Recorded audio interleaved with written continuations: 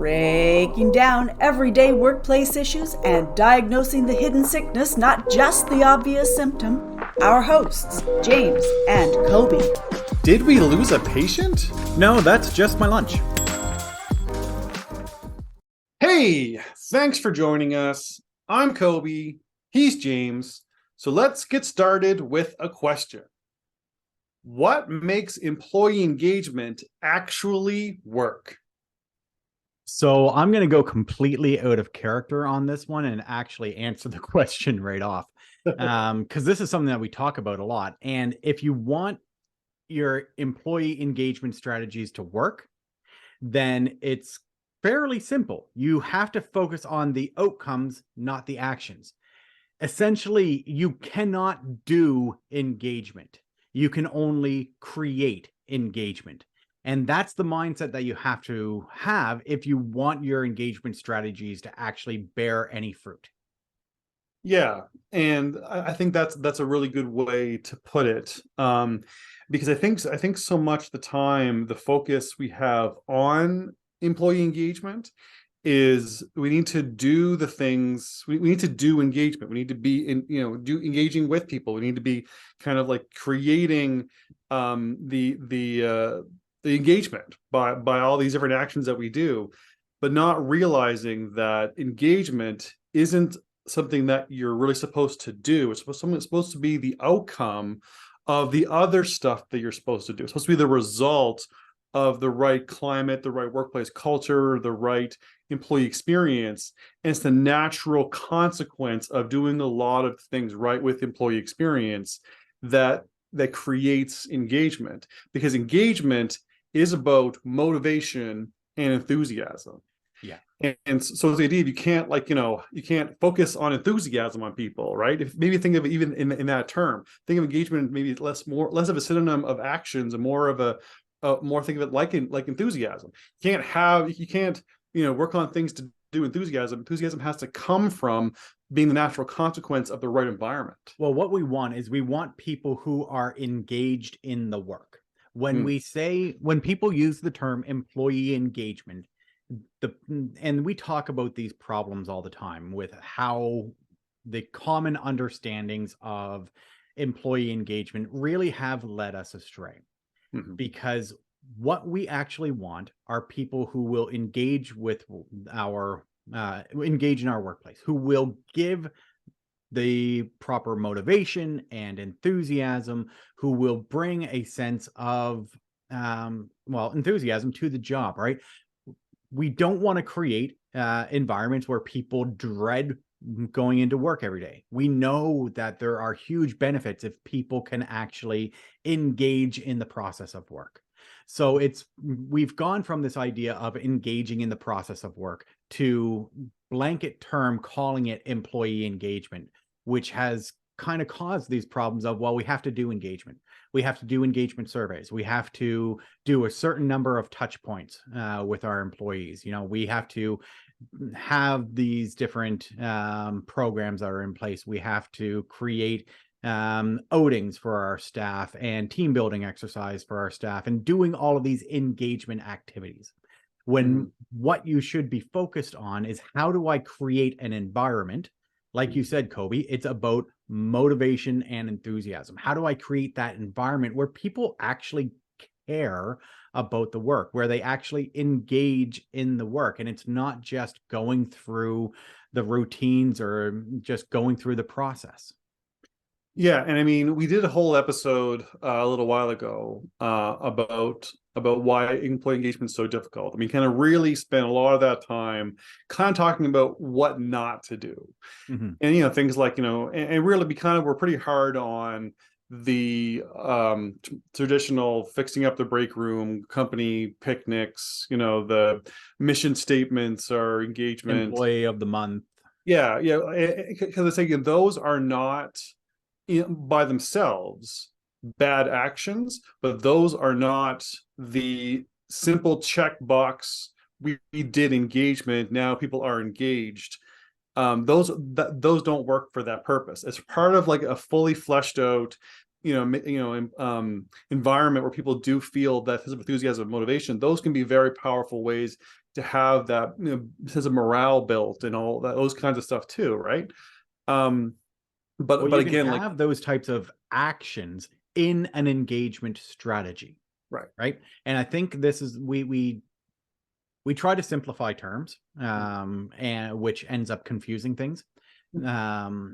So there are actions that you can take that will help to create the environment where people can be more engaged. Right. Those, whether it's an employee of the month program, and I've been critical of them in the past. I don't like them. I think the funniest description I ever heard of an employee of the month program is that it's the one way that you can be both the winner and the loser at the same time. But yeah, there's different strategies, different actions will work in different environments, but it needs to be part of a larger strategy of what environment are you creating, and then what actions can we take that will actually move us towards creating that environment where people can engage in work. Yeah, and I think it's so important to really, again, fundamentally change how we understand engagement, as you said, because, like, I mean, when we work with, businesses and kind of, high level HR professionals and stuff like that, and they talk to us about how excited they are. They're rolling out these new engagement programs, and and they're looking forward to the success that will come from things like the employee of the month, or like the company picnic, those kinds of things like that. And again, very good intentions, trying to hit the right notes, but because of that fundamental misunderstanding of thinking of engagement as actions, not as the results or the natural outcomes of the right environment, tends to make people put the wrong effort into, or sorry, put the focus on the wrong effort, and they end up making a lot of the mistakes that really blow up in their face, and then they're disappointed and defeated that they tried all these things, and now what makes staff happy? They're never happy, and it ends up being about kind of like blaming almost like blaming the staff for the success not being there, when really, again, even though they had the best intentions going in, doing the wrong actions, or putting the focus on the wrong place and not getting the result they're looking for, is kind of what people keep hitting their head against the wall doing over and over again. So it really does start with that fundamental rethinking of how we understand engagement. Yeah. And you're right. I want to capitalize on one thing that you said, because it is about good intentions, and people approach engagement with the best of intentions, right? With an earnest desire to actually improve the workplace. And we've seen this. I mean, there's a client, we've used the story in some of our training before, of a client that we worked with several years ago, who they had gone from being an employee in the business to actually purchasing the business and growing it. And they had quite ambitious growth goals for the company, and the way they had a plan and how they were going to scale that. And they had such a great rapport and connection with the staff, and they wanted to make sure that they were doing things right out of the gate, and that they were creating the best environment possible. So they started doing a lot of these common actions that if you Google employee engagement strategies, you're going to come up with many of these things. We had an opportunity to work with this person and kind of go through after they had tried some of these things and they weren't getting the results. And working with them, we were working on a couple different strategies with them, but working with them, we were able to kind of work with the staff, and identify that it wasn't the actions, the employee engagement actions that they were creating that staff actually cared about. It was how this leader, how this business owner was able to help them, like the impact that they were having in the community, right? It was about the way that they were able to actually perform their jobs and the trust that this person showed them. It was about the environment that they created almost by default, because they had, like, it was very much this this person's natural skill set that they wanted to provide this great environment.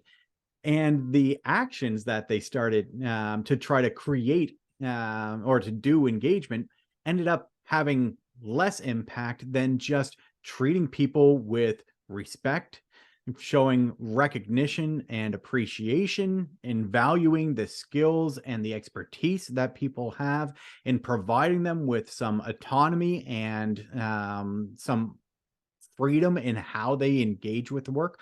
That was what created engagement in her team, not the different, oh, we're going to have a company outing.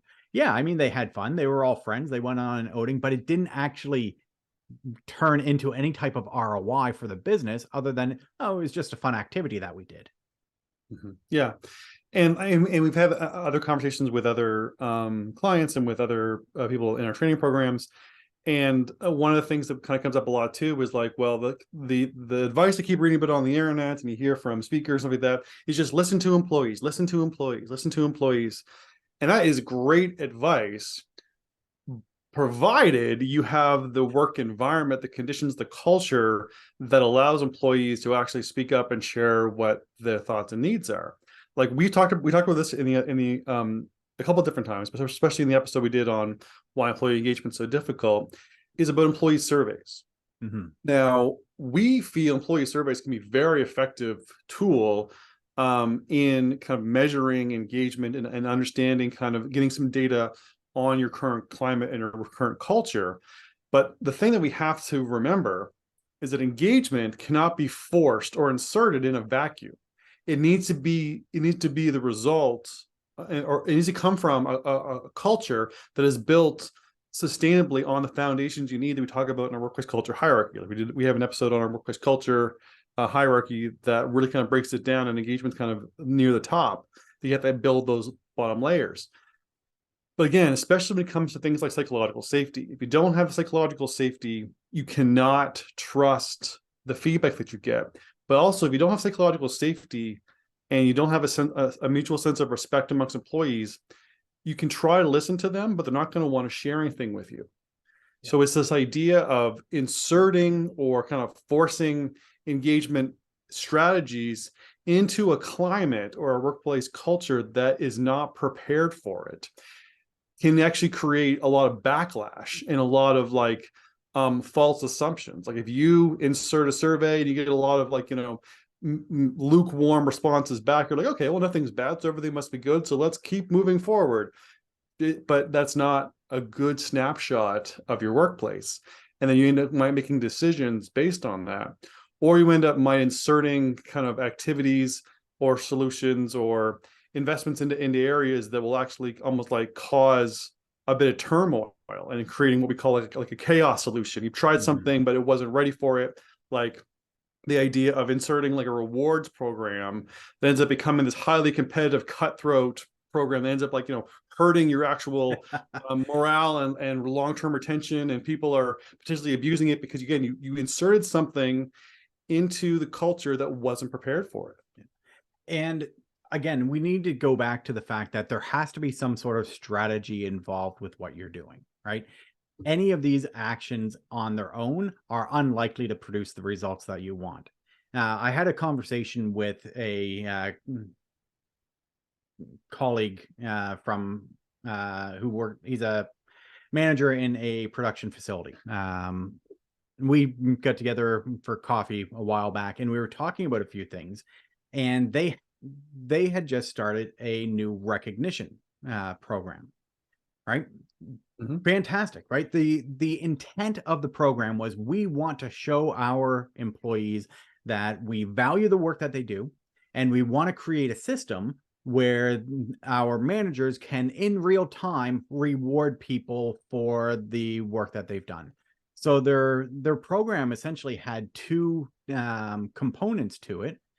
The first part was that employees could nominate anyone else in the organization who had done something nice for them. So whether it was about filling in, covering a shift, I'm got to do something. Can you pick up my shift? Yes, great. I can nominate that person who helped me out for a $25 gift card to whatever. The second part of the program was designed for managers to be able to recognize their team members when they go above and beyond, when they do something that they consider is worthy of recognition. And each week, managers would have an allotment of the number of gift cards that they should give out based on, I don't know what all the factors were. We didn't get into that level of detail. But the intent was to allow managers to respond in real time. And the intent behind both of those initiatives in this recognition strategy were great, right? You want your team members to be thanking and recognizing and appreciating what they do for each other. And you absolutely have to have managers who show authentic, timely recognition to their team. The problem was not in the intent, but in the execution of it. And they had been running this for a couple months by the time he and I got together and were chatting about things. And what they found is that they had really, really great participation from the employee program in like one or two departments. But the vast majority of the plant just didn't engage in the employee nomination scheme at all. So it ended up just being the same small subset of people who ended up getting recognized. And because they had this quota of they would give out X number of gift cards every month, it ended up being just the same people getting these gift cards over and over again. And they were barely even hitting 20% participation through the entire plant. Right. And the other piece is that managers defaulted to just a schedule system, right? Because you're talking about giving away something of value, something with a monetary value to your employees, right? So they automatically defaulted to, well, I can't be shown to be given favoritism. I can't give Johnny something that I don't give Susie, right? I'll be accused of whatever, right? So it's okay. Well, I've got 5 gift cards to give away and I've got 8 team members. So we'll just list them 1 to 8. Week 1, 1 to 5 gets one. The next week, we just keep cycling through, right? Which is a very equitable approach to delivering these programs. I mean, everybody gets treated the exact same. Everybody has equal access to these, but it doesn't actually fulfill the goal. It doesn't actually fulfill what the intent of the program was. And I mean, this is a specific example to a local plant and one contact. Like, we get together for coffee every once in a while and we talk about different things. And this is something that they were dealing with. But these types of programs are fairly common as an engagement strategy, right? Yeah. And the thing that drives me nuts, recognition is absolutely a key component of creating an environment where people can feel engaged. Recognition, appreciation, especially top down, is hugely impactful. Yeah. But the problem is it became a tick box, or it became I can't possibly show favoritism, so I'm just going to do what's easy for me to accomplish and keeps me out of trouble. Yeah. Well, and I think that the tick box is really one of the biggest red flags for doing something around engagement incorrectly. When the employee experience is measured in tick boxes, then it's a matter of like, well, we just want to cross this off the list so we can get back to, we can get back to work. When the whole point of engagement is actually about improving the employee performance and outcomes, right? It's about engagement is a step to creating the workplace culture where employees can bring their best to work every day, where they want to bring their best to work every day. So but one of the things that I think again gets a bit detached is that our engagement strategies, or maybe the lack thereof, is a better way to put it. We're not really too sure what the outcome is. Like it's almost like we know we're supposed to do something, so Yep. we insert something and hope that it was the right thing to do. But again, what is the point of the engagement pieces, right? Because really, the whole idea about creating a really effective and high performing organizational culture and employee experience are business outcomes. It's about higher productivity, Yep. better efficiency, higher retention. And these are the things that will benefit the organization and why they should be investing in the right strategies that will actually have the effect. But I mean, if you look at it, like you say, as a tick box piece, something we're obligated to do, but we want to get out of the way so we can go back to work focus on the business. That is the fundamental mistake about why we're doing it wrong. Yeah. Well, when it's not incorporated into your core operational strategy, when it's just when any of these pieces are treated as auxiliary to your workplace, whether it's your workplace culture in general, which we've seen people treat as just an auxiliary piece that's a nice to have, and we'll get to it when we get to it, whether it's employee engagement specifically of, well, it's something that we know we need to do, but it's not part of our core operational philosophy. So we're just going to throw a few actions at the wall and hopefully something will stick, right? When we talk about having a strategy, like, you need to actually incorporate it into your regular like your operational strategy. Like a business should know what they're working towards operationally, what their goals are. Engagement should be a part of a larger strategy. And if you're trying to create, let's go back to our question. How do you actually create, actually, I'm totally butchering the question. The question, So why don't you tell me what the question was? What makes employee engagement actually work? Right. So if you want it to actually work, see, this is why I should have notes in front of me rather than just go off the cuff. But here we are. That's not what you get with a podcast. With this podcast, you get me rambling. So if you want it to work, there's a few things, right? You need to have a strategy, and you need to focus on the outcomes. But you need to know what those outcomes should be in order to inform your strategy, right? So when we talk about what are the outcomes, we talk about you need to create an environment where people feel respected, trusted, encouraged, and inspired, right?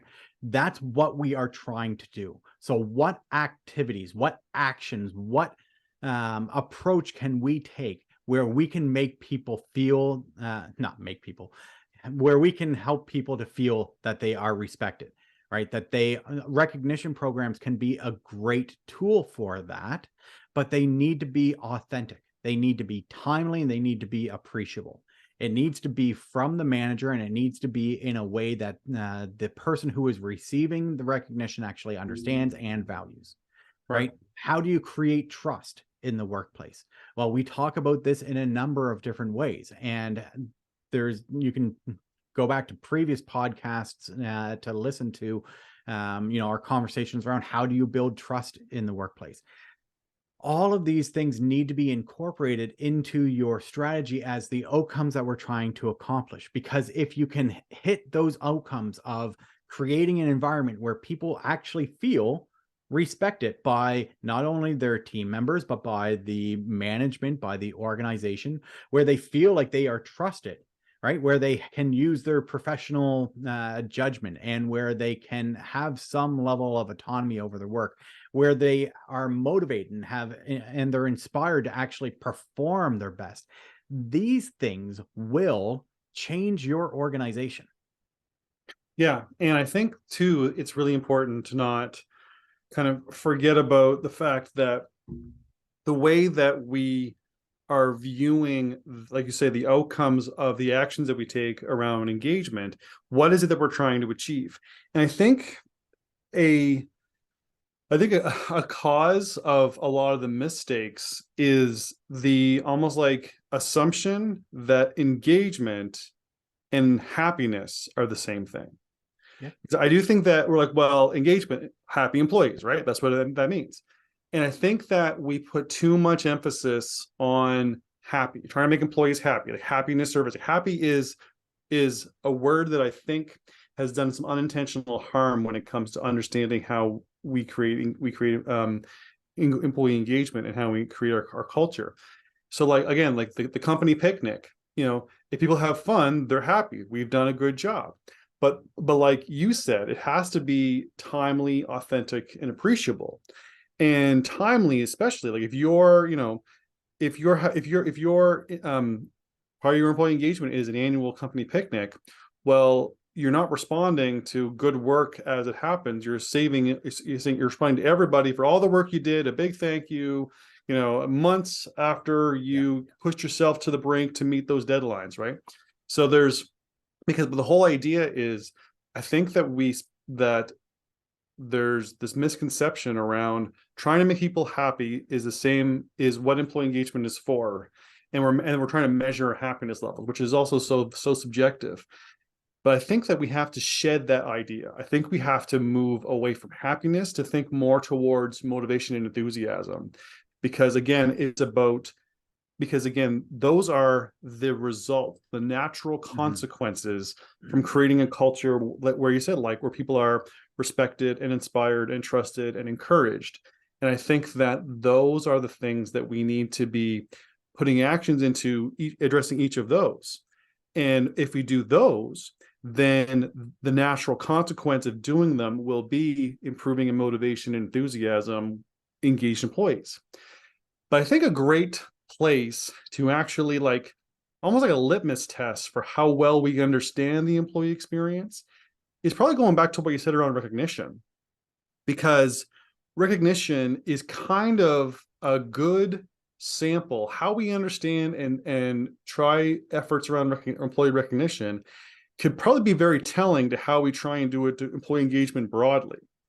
And I really think that, like, going back to your story about trying to institute the gift card program that that the guy and you talk about was doing, it's again kind of like, you're trying to create equal access to monetary things. And personally, I dislike the idea of monetary rewards as part of a recognition program. Mostly because because when you attach recognition to compensation and it becomes a routine thing, then it doesn't become recognition, it becomes compensation. Like Christmas bonuses. There's lots of stories of organizations that gave out annual Christmas bonuses, like gift cards. And then it became, well, we can't not do those because people rely on those. They are part of the annual compensation. We've set the expectation that this is now something that you get every year. Yeah. Then it becomes taxable compensation, right? Yeah. So then, and then there's a change in leadership and they're not doing the Christmas bonuses anymore. Well, employees rely on that compensation. So you haven't actually, it's not that you didn't recognize them, you reduced their annual income. Yeah. So it's a very difficult thing. So I'm always very hesitant around monetary recognition programs in general, just because of that dependence, but also, like you said, the favoritism, right? I do think that avoiding favoritism is one of the major downfalls of recognition programs, because of things just like they were saying, we didn't want to seem like we were biased or we were playing favorites or this or that. So we just remove the entire point of the program. And then it just becomes a participation award, right? Yeah.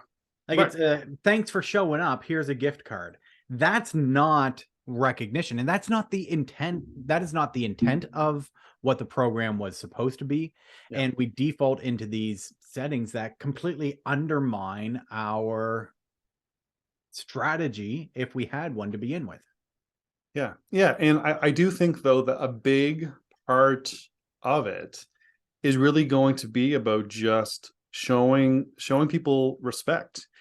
Because I mean, the day-to-day, taking the time to listen to somebody, authentically, thanking them for the work that they do, like those are the less tangible, harder to measure, harder boxes to check, when you actually create that, but when you actually do those things, so much easier just to buy a recognition program, insert it, and check. We are great at recognizing people.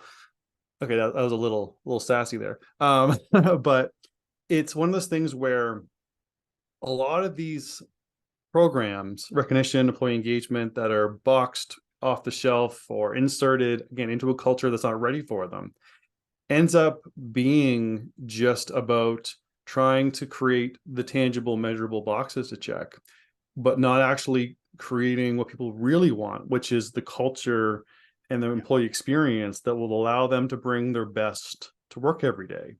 Because I mean, you can't company picnic and employee rewards program yourself away from problems like micromanagement or harassment, or people not trusting you to use your professional judgment, right? Like it's one of those things where those band-aids don't won't actually improve the culture, which is what you need to create that environment so people can bring their motivation and enthusiasm to work. And if you are a manager or you lead a team and you're trying to figure out okay, so a recognition program doesn't work, but how do I actually show my team members that I appreciate what they do and recognize their work? It needs to be individual. It needs to be one-on-one, right? I know, like Kobe, you mentioned a couple things that are really important. Professional judgment is allowing people to use their professional judgment is a great way of showing that you respect and that you appreciate them. I know for me, that's a huge piece in my work. I need to be able to share my opinions because I've got an awful lot of them. But I need to be able to share my opinions. I need to be able to question the why, not just what we do, but why we do it, right? And it's not that I'm trying to be a difficult person when I do those things. I just default to being a difficult person, I guess. But it's that by engaging in that way with a manager and having somebody who values my perspective in that way, that's what makes me feel like I am valued and appreciated at work. And I've had a couple managers. I've been very fortunate to have a couple managers in my previous work who have understood that and have done a very good job of making me feel appreciated even despite the fact that I can be a challenging person at times. But it needs to be authentic. So a honest, you know what, I appreciated when you did this type of thing, or I recognize that you've got a lot of these really great skills. How can we better use them? These types of things a blanket program is not going to cover, right? There's a time and a place for organizational wide recognition. But if you want to actually make the difference and start to build an environment where people can engage in work, and you want to start with recognition, then it has to be personal. It needs to be timely. So if they've done something, you need to follow up in a timely manner and let them know that you appreciate what they've done and how that work has contributed to the overall success. It's not easy, but it's not complicated either, right? It requires intention and it requires time and effort. And that's really, I think, the hardest part of all of this is that it requires time and attention. Yeah, I mean, so much when it comes to employee engagement and a lot of things around employee experience, we want the set it and forget it, auto-programmed message, consistent, just little bit of actions to yield success. And this is something that we have to be aware of, because again, the ideas around like what people, like you said, people want the individual and what will make them feel appreciated. Sometimes it's as easy as asking them do you does a thank you enough? Do you how can I make you understand that I really appreciate your work? Sometimes they know, sometimes they don't. So one thing, like, we could really get into recognition into a lot of depth. We have a program that called Sevenfold Recognition, where we actually dig into kind of the different ways people feel recognized, and I think that, maybe we should do an episode about that in the future. I think that it'd be a really great episode. But again, kind of going back to the individual side of it, because I mean, recognition is a great example of or it's a great, again, litmus test for how recognition is present in the workplace. Is a great, again, sample for how engagement is kind of understood and present in the workplace. But another one, just kind of touch on briefly, was we previously did an episode around purpose. And engagement and purpose are strongly aligned too. Like if purpose is done right, that improves motivation, that improves enthusiasm. So it's one of those elements that, we need to realize that engagement is kind of like the sum of multi-parts. It's not a solid thing on its own. It's if you have recognition and you have purpose and you show respect and you trust employees and all those kind of things like that, then those efforts, those actions will create the outcome that is engagement, where employees are enthusiastic and motivated in their jobs, and they bring their best to work every day, and they want to bring the best to work every day.